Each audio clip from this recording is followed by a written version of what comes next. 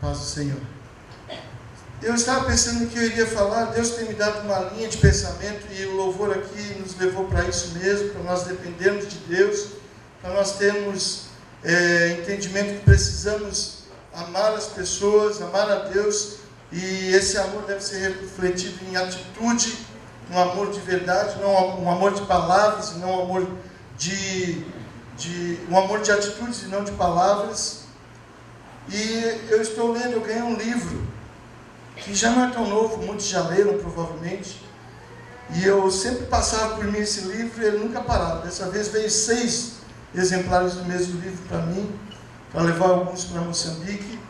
Ele chama Evangelismo por Fogo, de Reinhard Bonk, que muitos conhecem. E teve um ponto do livro que Deus me chamou muita atenção, tanto para a questão de evangelismo, para todas as coisas que a igreja precisa fazer hoje, e eu queria compartilhar com os irmãos. É um resumo de um pequeno trecho, de um capítulo que ele escreve, o pastor evangelista Bernard Bonk. Está baseado no texto de Juízes 4 e 5. Juízes 4 e 5, que eu não vou poder ler todo por causa do nosso tempo. Eu vou citar só o versículo 18 do capítulo 5 de Juízes. Juízes 5, 18. Diz assim: Zebulon é um povo que expôs a sua vida à morte, como também Naftali, nas alturas do campo. Zebulon é um povo que expôs a sua vida à morte, como também Naftali, nas alturas do campo. O texto é a história de Débora, quando Débora era juíza diante do povo de Israel. O povo de Israel estava muito perdido, muito desorientado, e vocês sabem, os irmãos sabem que Deus colocou juízes sobre o povo para ajudá-los nas tomadas de decisões, nas questões que eles tinham, enfim. E havia uma grande opressão, porque Jabim, um rei cananita, um rei cananeu, estava dominando, oprimindo o povo de Israel, e o braço dele para oprimir o povo de Israel se chamava Sísera, que era o capitão do exército de Jabim. E o povo estava sofrendo muito com isso. Então, Débora orientada por Deus a animar o povo a ir para a batalha, a ir lutar pelo seu povo de Israel. Mas Débora chamou Baraque, um capitão do exército também, disse para ele: olha, eu sou mulher, quem tem que ir é tu. Eu vou junto, mas quem tem que ir é tu. Então, eles decidem ir à guerra, Débora vai acompanhando, e são expedidas provavelmente cartas ou mensageiros pelo reino todo, chamando todo o povo de Israel a lutar contra o inimigo. E vai para uma tribo, vai para outra, e algumas tribos respondem positivamente, outras não. E eu quero que os irmãos prestem atenção na reação de 2 tribos que agiram negativamente e de uma tribo que agiu positivamente. O pastor que, quando escreveu isso, ele coloca como ele imagina algumas coisas. Mas se vocês pegarem o texto todo, vocês vão ver muito do que ele fala ali.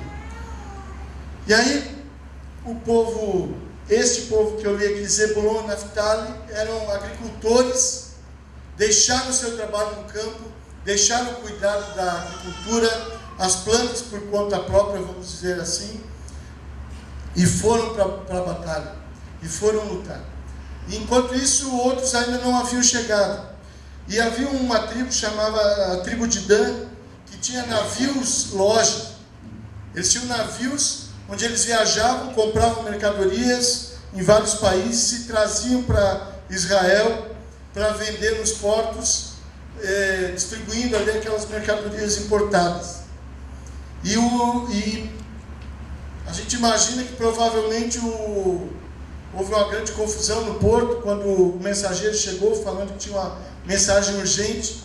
E ele entrega essa mensagem a Dan, ou aos líderes da tribo de Dan, e a mensagem dizia, Débora dizendo para ele: olha, nós estamos em guerra contra o rei cananeu, Jabim, vem nos ajudar, por favor. Venha nos ajudar, nós precisamos muito de ajuda. Talvez ele tenha ficado impactado, talvez seu coração tenha se emocionado, e ele tenha tido pena de imaginar os irmãos dele caindo na batalha, de todo o sangue que estava sendo derramado. Como muitas vezes quando nós vemos notícias de guerras, notícias de tufões como houve nas Filipinas agora, e nos abalamos emocionalmente, ou ficamos penalizados. Mas aí ele pensa, e provavelmente ele enfia a mão no seu bolso e tira uma boa oferta, entrega para o mensageiro e diz para ele: olha, diz para Débora que eu não vou poder ajudar, eu não posso estar lá porque eu tenho as coisas para cuidar aqui, tenho o meu negócio, tem todos os trabalhos daqui. Como é que eu posso deixar o navio, deixar as mercadorias aqui? O que vai acontecer? Eu não posso deixar o caixa aqui assim. Mas olha, eu estou contribuindo financeiramente e estou com vocês em oração. E assim, provavelmente, o mensageiro voltou para Débora. E a Débora, quando faz o seu cântico de vitória, ela, no capítulo 5, ela pergunta: o que deteve Dan no seu navio, loja? O que deteve? E aí a gente pode perguntar assim: será que Dan representa alguém na igreja hoje? Na igreja dos nossos dias? Como a igreja brasileira tem atingido um nível de prosperidade, um nível de bem-estar muito bom, graças a Deus. E nós, durante muito tempo, orávamos para que o Brasil fosse próspero, para que o Brasil saísse da escravidão que vivia financeira. E eu creio que não foi nenhum político A ou B que fez isso, mas Deus deu essa prosperidade ao Brasil. Mas nós vemos também que a igreja está acomodada. E aquela canção do clamor pelas nações, dormindo na luz, eu creio que nunca foi tão real na vida do povo brasileiro, da igreja brasileira, como é hoje. Atingimos um nível de crescimento e de prosperidade financeira nunca antes visto, porque até a década de 70, 80, quando eu me converti, crente era burro e pobre, ignorante e pobre, na sua maioria. Hoje, crente não tem mais essa não tem mais essa figura sobre ele, essa ideia sobre ele, não é mais assim também. Mas nós hoje, como igreja, muitas vezes dormimos na luz, dormimos nas bênçãos. E talvez, muitas vezes, Deus te chamou para muitas coisas. E como Dan também sabia o que Deus queria dele. Dan é um cristão que sabe quais são as reivindicações de Deus para a vida dele. Muitas vezes os cristãos sabem o chamado do Pai, mas não respondem. Muitas vezes eu sei o que Deus quer de mim. Não preciso o pastor A ou B falar. Eu sei. Mas a minha resposta é zero. Não há resposta. Ou a minha resposta não é aquilo que Deus esperava. Muitas vezes damos uma resposta que tenta agradar ao nosso coração e não agrada verdadeiramente ao coração do Pai. Precisamos olhar mais para o coração do Pai do que para o nosso coração. E é triste quando às vezes nós vemos alguém sendo chamado pelo Pai, seja para o que for. E eu não estou falando só de ir para outro país, mas de fazer trabalhos aqui também, né, pastor Cal? Como tem muita coisa para fazer aqui. E a pessoa responde: se tocar no meu coração, eu vou. Vamos ver o meu coração. Quando nós precisamos ver o que está no coração do Pai e fazer aquilo que Ele quer. Obediência a Deus. E muitas vezes nós andamos como se aqui na frente tivesse um abismo, um penhasco, e a gente não sabe se vai ter mais, o que vai ser quando chegar na beira do penhasco. Mas nós andamos os passos que Deus nos orienta a andar, a dar. E quando chegamos na beira do penhasco, que vamos pisar no vazio, Deus acrescenta mais um pedaço, mais 1 metro, mais 1,5 metros, para que a gente continue andando naquilo que Ele tem proposto para nós. Amém. E é isso que Deus tem nos falado. É preciso estar atento a quem nós somos dentro da vida da igreja, dentro do reino. Também, ele nos fala da tribo de Rúben. Essa tribo, há um tempo atrás, a minha igreja é muito parecida com isso. Essa tribo compunha-se de gente pensativa, pessoas de consideração e bom julgamento. Quando foram convocados, chamaram o conselho da tribo e arrazoaram. Vamos fazer aqui uma assembleia, uma reunião, um concílio. Vamos ver se realmente devemos ir à guerra ou não. Será que devemos? Será que não devemos? Vamos analisar bem isso antes de tomarmos essa decisão, porque é uma decisão muito importante. Enquanto isso, a guerra rolava. Deus já tinha mandado Débora convocar o povo e ir à guerra, porque Ele ia entregar o exército na mão dele. Não era algo que estava para acontecer. Deus já tinha chamado o povo para lutar, e a luta já estava acontecendo. Mas Rubem, segundo o texto, e Débora, na canção, também questiona isso. Fala como arrazoava o povo de Rubem.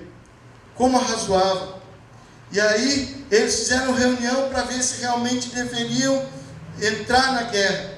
E aí, decidiram assim, é uma coisa muito importante, vamos deixar esse assunto sobre a mesa, vamos pensar, e amanhã vamos fazer outra reunião para ver o que a gente vai fazer, porque temos que pensar bastante sobre o assunto.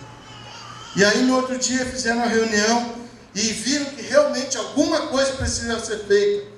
Não podemos mais ver a situação como está. O nosso povo é oprimido, o nosso povo está sofrendo, e já tem irmãos nossos na batalha, nós temos que fazer alguma coisa. Tá bom, mas temos que nos preparar para a batalha. Não podemos ir de qualquer jeito. Vamos fazer outra reunião daqui a um dia, para nós prepararmos de novo, para nós vermos como é que nós vamos nos preparar. Também precisamos ver os recursos que nós vamos ter que usar na guerra. E mais um dia eles ficaram em reunião. E quando tudo parecia bem, e é um pouco de divagação do pastor nisso tudo, mas nos lembra muito, porque a palavra diz que eles arrazoaram muito e acabaram não indo. Mas quem está convocando para a gente para ir para a guerra?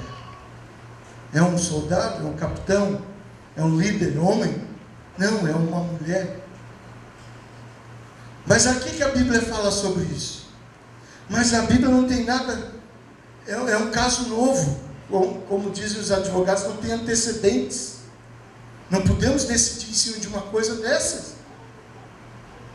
Como é que nós vamos ser liderados por uma mulher? Não, definitivamente não dá para a gente ir, porque o líder que está sobre nós é errado. A ideia até é boa, mas o líder que está sobre nós não dá. E Rubem não foi, a tribo de Rubem não foi à guerra. Não foi à guerra. Quem é que está na posição de Rubem dentro da igreja? Só eu e você que podemos saber, cada um de nós, avaliando a nossa vida, podemos saber se somos Rubem, se somos Dan, ou se somos fugiu aqui o nome deles, desculpa,